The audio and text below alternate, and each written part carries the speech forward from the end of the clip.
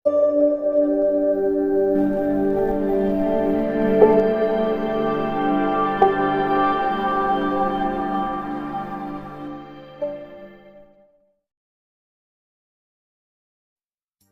ছিল ছোট্ট পাখি, নাম তার টুনি। সে থাকতো এক বড় সবুজ জঙ্গলে।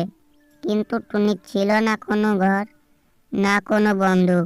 গাছ থেকে গাছে উড়ে বেড়াতো, গান গাইতো আর ফুলের সঙ্গে কথা বলতো। আহ, এই জঙ্গলটা তো কত সুন্দর, কিন্তু হুম একা একা থাকতে আর ভালো লাগে না, খুব কষ্ট হয়। কিন্তু একদিন হঠাৎ করে আকাশ কালো হতে শুরু করলো। আরে, এই তো বর্ষা চলে এলো।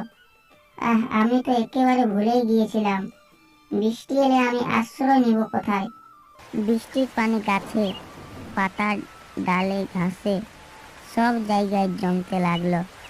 টুনির পালক ভিজে ঠান্ডায় কাঁপতে লাগলো। এভাবে যদি সারা রাত বৃষ্টি হয়, আমি তো ঠান্ডায় মরে যাব। কিছু একটা করতে হবে, কিন্তু কি করব? আরে, আমার তো বন্ধুর বাড়ি আছে। সে তো সবসময় গাছের গুহার ভিতর থাকে। ওর বাড়ি তো একদম শুকনো থাকবে নিশ্চয়। তারপর টুনি তার ছোট্ট ডানা মেলে উড়ে চলল বন্ধুর বাড়ির দিকে। বৃষ্টির ফোঁটাগুলো তার মাথায় পড়ছিল, কিন্তু টুনি হাল ছাড়েনি।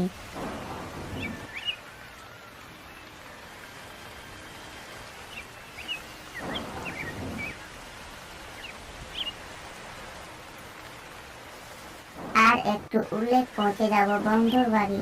কিন্তু এই বৃষ্টি ছাড়ার তো কোনো নামই নিচ্ছে না। বৃষ্টি থামবে কিনা আমি জানি না।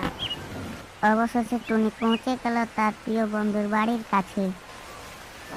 বন্ধু, বন্ধু, দরজা খোল না রে, আমি তো ভিজে একেবারে কাঁপছি। আরে টুনি, তুই বৃষ্টির মধ্যে এখানে কি করছিস? তুই তো পুরো ভিজে গেছিস। ভিতরে আয়, আয় তাড়াতাড়ি।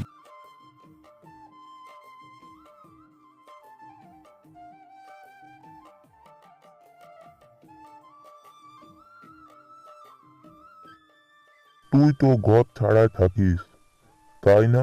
বৃষ্টি এলে তো খুব কষ্ট হয় নিশ্চয়। হ্যাঁ, আজ বুঝলাম ঘর থাকা কত দরকারি।